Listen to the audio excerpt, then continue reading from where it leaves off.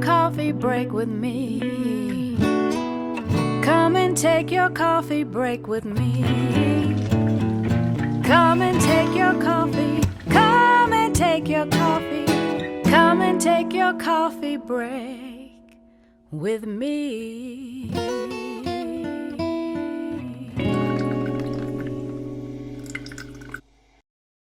Hello, everybody, and welcome to this week's edition of Coffee Break with Candace and David. I'm your co-host, David Marino, and today we are talking all things film. My guest is Samantha Ray Lopez, a creator and host of the Texas Film in Focus podcast. Samantha, thank you for being here today. Hi, thanks so much for having me. Well, first of all, what was the inspiration behind the podcast? How did you get it started? Yeah, that's a great question. So Hyperreal Film Club, they're a nonprofit here in town, and they put on events. They have a platform of film reviews and a team of writers. And earlier this year, they put out a call for someone to take on the project of creating a podcast about Texas film, and whatever that meant was up to, the person who submitted kind of a proposal. So I was sitting on the link for a little while and was like, I don't know if I have the capacity to do this, because I was also co-producing 2 other podcasts at the time. And I was like, one night after a glass of wine, I was like, let me just do this. So I basically just dumped everything that, any idea that I had into a Google Doc and sent it off to them, and then just kind of, forgot about it. And then a couple of weeks later, they contacted me. They really liked my idea. We connected, and they gave me the go ahead to start developing. So for me, going into the project, I really was just putting a lot of pieces together in terms of, my network, areas of the film industry that I'm interested in. And so this is kind of a culmination of my background, my interests, and just kind of my passion for film. I originally moved here to Austin in 2008, I believe.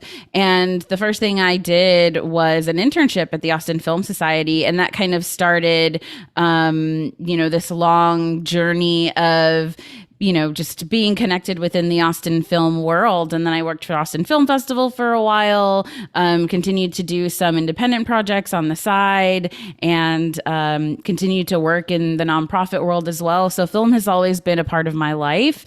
And then about 6 years ago, I shifted into working in tech full time, but continued to be involved in film. I was screening for the Austin Film Society for their grant, several film festivals. Cine Las Americas is a festival I've been involved with for over 10 years. And so this podcast really gave me the opportunity to take everything that I've learned about podcasting and everything that I've kind of gathered over, my years of being here in Texas working in film, and put it out there for people to listen to. So the goal is to really highlight areas and aspects of the film industry that aren't necessarily always highlighted or talked about. So I think we're often referred to as the Third Coast, and, Texas is lauded, the filmmakers that come out of Texas are, just kind of a handful of people, mostly men, mostly white, but there's a lot going on here in the state that deserves the spotlight. So that was kind of my goal, and I'm super happy with the way that it all came out. Which is why I wanted to interview you too, because in the podcast, you really make sure it's diverse and that you're representing different people, right, that are in the film industry. As we know, Austin does have a vibrant film industry, but people don't always think of Texas and even Austin all the time as a place where films are made. I love film. I have 2 behind me on my wall posters. Yeah. One of them, Reality Bites, which I believed was actually filmed in Houston. So, but for you in doing this podcast, what have been some of the highlights? What are some of the big conversations that you've had that maybe for you were even being in the film industry and working in it were eye-opening for you? Yeah. So, like I said, this was kind of a way for me to tap into my network, but it was also an opportunity for me to reach out to people that I had kind of admired from afar and admired their work. And one of those people is Caroline Frick, and she is the head of the Texas Archive of the Moving Image. And we got into this really great conversation about the importance of preservation of film and kind of the history of film and technology. And not all of it made it into the episode, but that was a conversation that I walked out of and was like, oh my gosh, my brain is moving in so many different directions now. Another person was Bear's Rebecca Fonte. She had a really great history with A-Glyph. She's the artistic director for A-Glyph now and has, a wide range of film experience. And I was just really energized with her work with A-Glyph and the youth programs that they do out of there. Yaki Smith is a great conversation to have, or a great conversationalist. And, he really just gave that perspective of academia and what that's looking like right now at a time where, UT is really looking at diversifying and, making sure that the university is an inclusive space for students and just kind of the long road that it's taken to get there and what still needs to happen, that work that happens. But yeah, there's just so many people. I was happy to reconnect with the women at the Film Commission again, Kim LeBlanc and Lindsay Ashley. So many great conversations that I'm just so grateful that these folks were willing and, really enthusiastic about sharing their expertise. And so there's a total of, is it 12 different episodes with this podcast?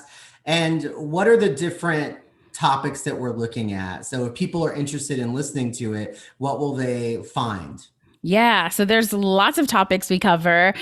We talk about film festivals in Texas, movie theaters. There's a 2-part series, and I think it's episodes 9 and 10 that's all about women in film, talking about organizations, groups that women can join, youth programs, video stores and exhibitions. And then the last episode I actually just turned in last night, and that is publishing on Friday, the 17th of September. That one is audience contributions. So I opened it up to the audience to send me people that they found interesting and they wanted to hear on the show. So I got to talk to a couple of people, and then top off the show with David McMichael, who is one of the 3 co-founders of Hyperreal Film Club, and talks a little bit about the organization itself. So wide-ranging topics and just scratching the surface. Like there's so much to dive into that, there's no way that a 12-part limited series could cover it all. But my goal is to really just get the conversation started and get people really thinking about how wide the scope really is when it comes to Texas film.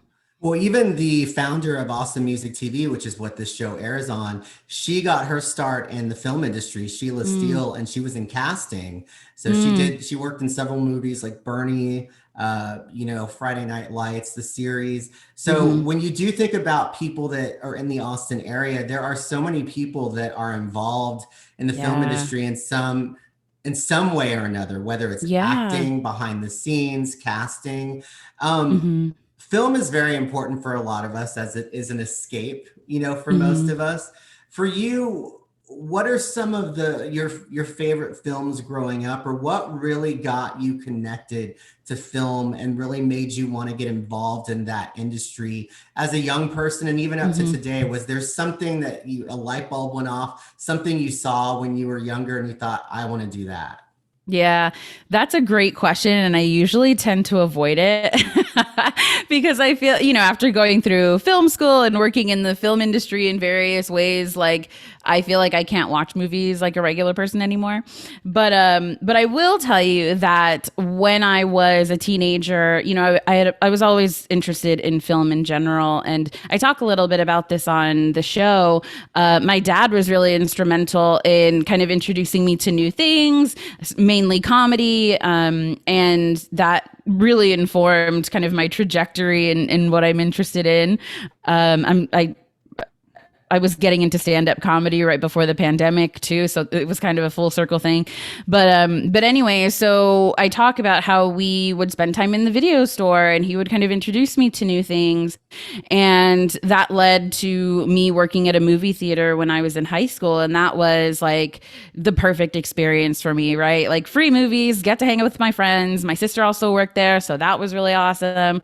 But one of the films that I was like, I think I can do this, like pursue a career in film, was Sin City. So Robert Rodriguez's Sin City, or I get it's billed as Frank Miller's Sin City. I am not a comic book person at all. I was more so drawn to the technical aspects of it. And, you know, you look at it now and there's, you know, a lens that you put on it, and, you know, whether or not it holds up is up to you or whatever. But we all have our critiques, right? But I think that film, seeing that film really opened my eyes. And then I started digging deeper, right? Deeper into other Rodriguez films.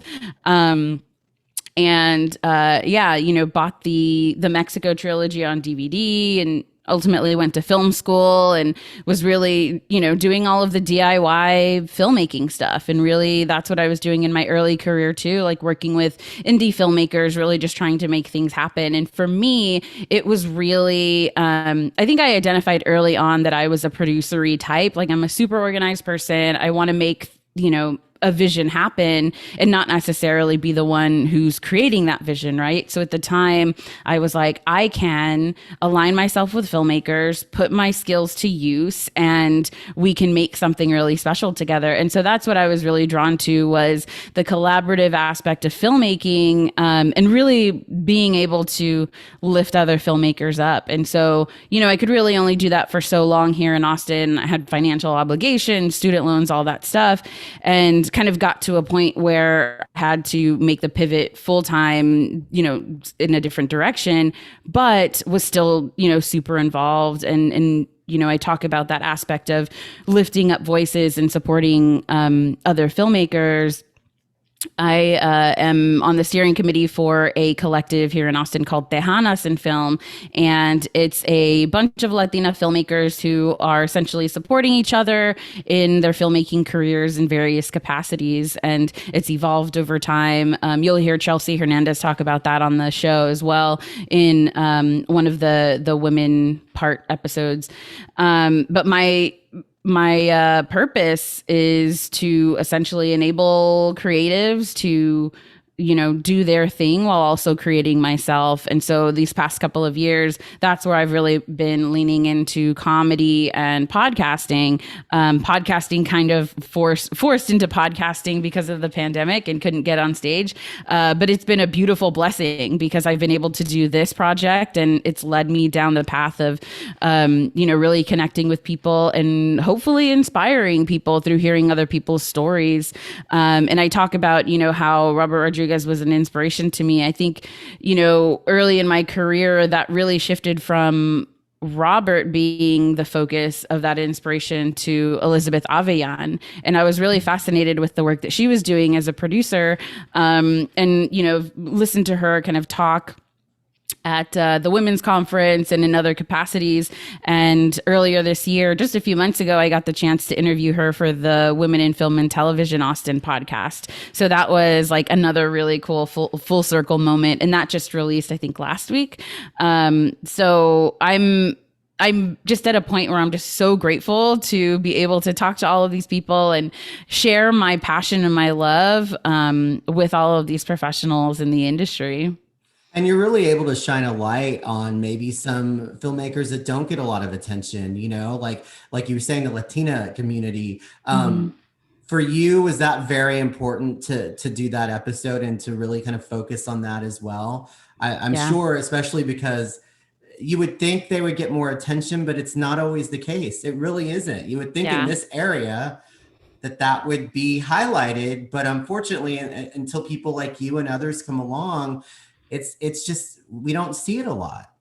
Yeah. And what's interesting is that, I've been part of this collective for a few years now. And this podcast has also led me to the woman who's running Fem Frontera in El Paso, Angie Turris. And, we really had a great conversation about kind of filmmaking in general, right? Very much male dominated. But then what are the nuances when it comes to living in a place that doesn't necessarily have the filmmaking industry the way that Austin does, right? So that was a really interesting conversation, really thinking through, really talking about like what filmmaking looks like on the border.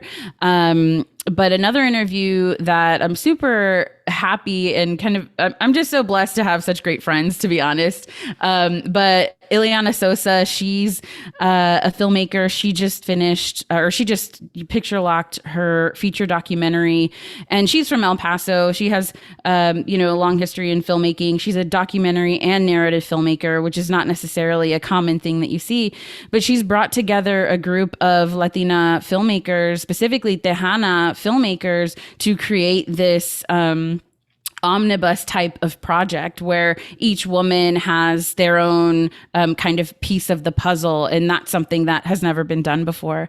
So I think, obviously there's a lot of talent that, really needs the spotlight shown on. But I think the other part of that conversation is that Latina women have very specific circumstances that they're kind of running up against, right? When you think about patriarchy, capitalism, white supremacy, all of those things, and then also our cultural norms. I talk with Stephanie St. Sanchez, who's in Houston, about Señorita Cinema that she's been running, and she talks about kind of how that was created. And she has, a long history of collaborating with other women. And she talked about how she's kind of in this in between where she has kids now, but she's also, taking care of elderly parents, or, they're growing older. And so I think as Latina women, there is a responsibility that we have to our families that is cultural.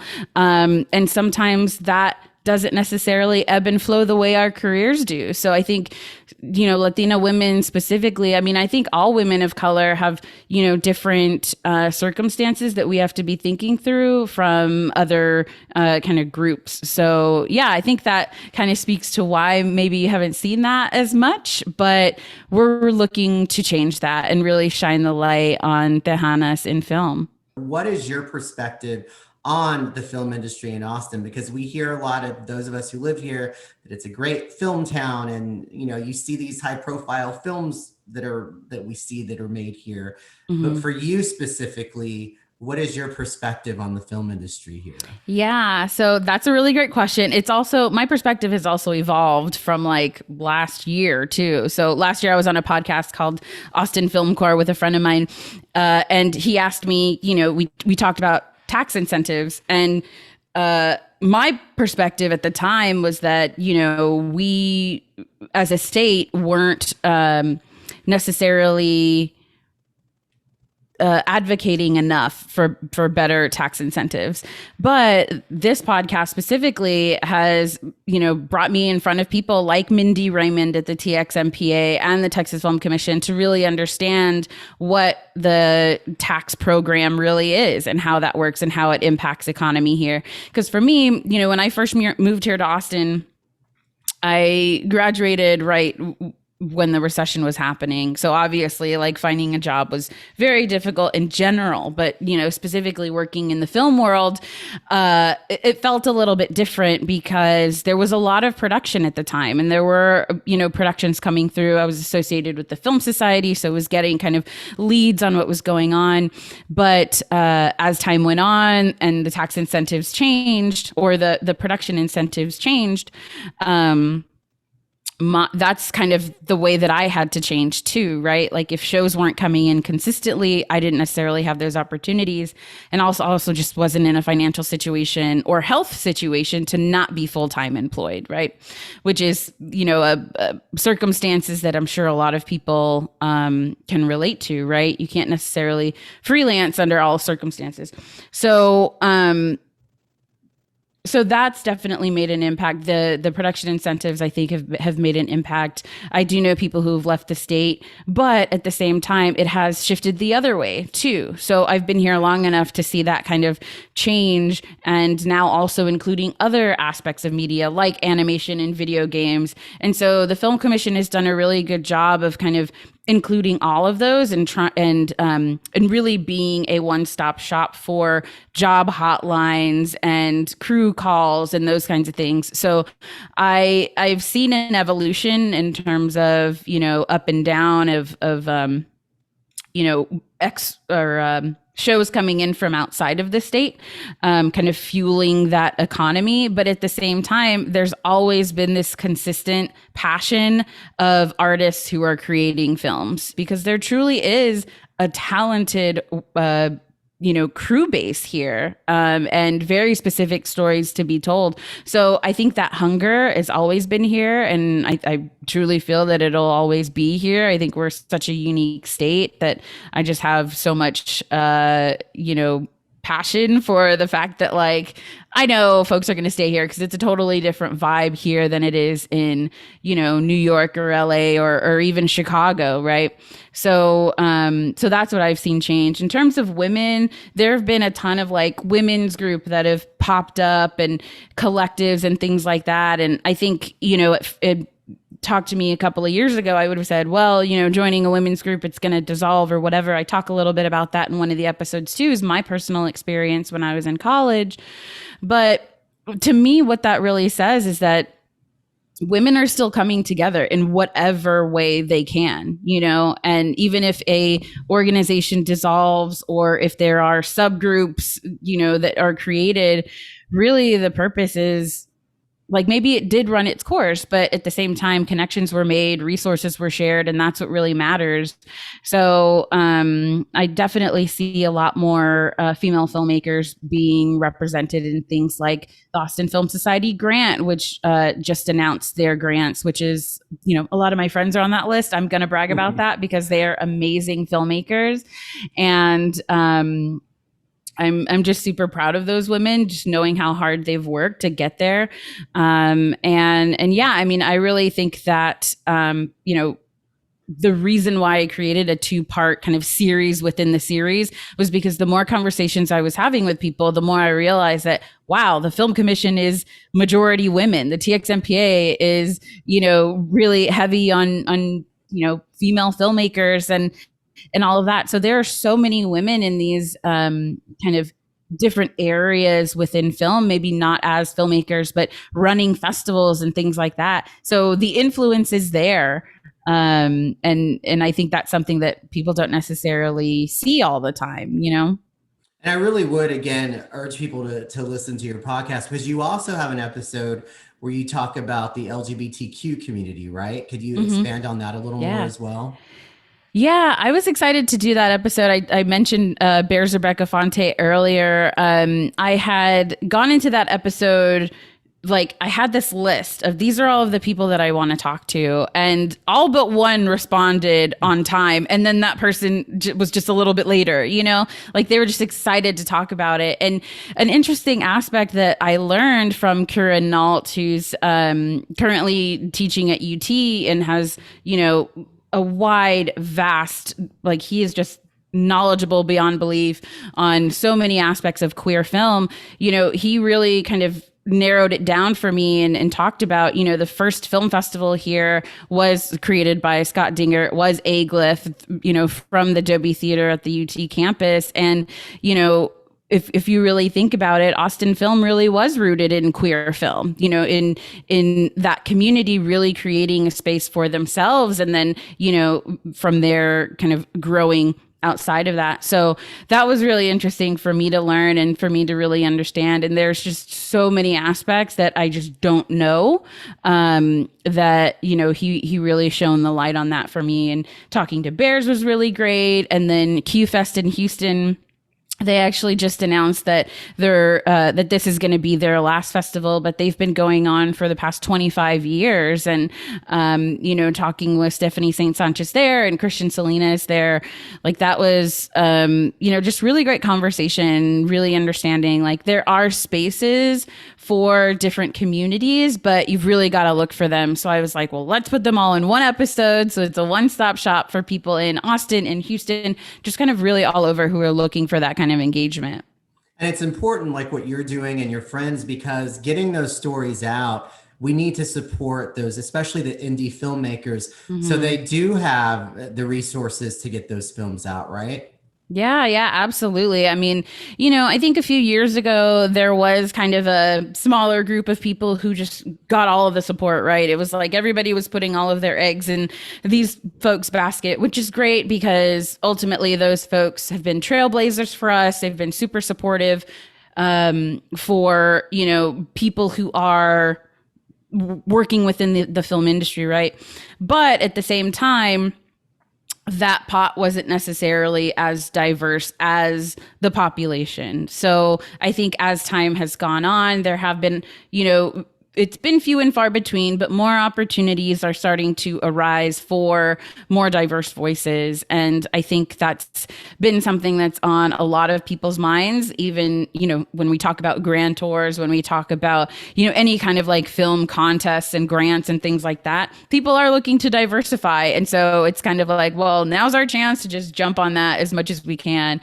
And I say I'm not creating a film. I'm not necessarily a filmmaker in that way, but that doesn't mean that I won't be in the future. I was in my past, maybe I'm not right now, but there will be a time where I produce a film or create some other type of content in that realm. But so that's what I mean when I say we, but yeah, I mean, I think it's coming. But at the end of the day, we've got to be the ones advocating for ourselves. And that's kind of the way that it's always happened.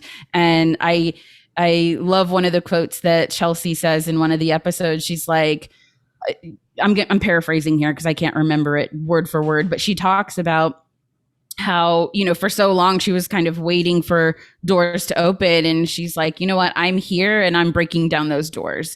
I'm doing this for myself because no one's going to give us that opportunity, right? Like, I think there's that phrase of like, you need a seat at the table. These people will give you a seat at the table. And it's like, well, I've heard it said in many different ways, but like, we've got to create our own table.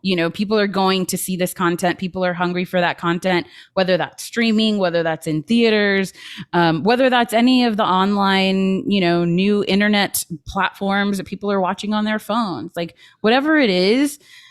I think that, people of color, women of color, queer people can find their audience. I think my experience in that, just kind of working in that world of indie filmmakers, really just making it happen for themselves has inspired me to create in this platform, So I think it's coming, it's happening, but we're taking the bull by the horns. I really would just love to encourage people to find organizations, find youth programs that they can support, whether that's financially, through mentorship, through volunteering. There is such a rich community here, but there aren't enough resources to go around. So please support in whatever way that you can. And that could really mean a wide range of anything. There's a film, something for everyone.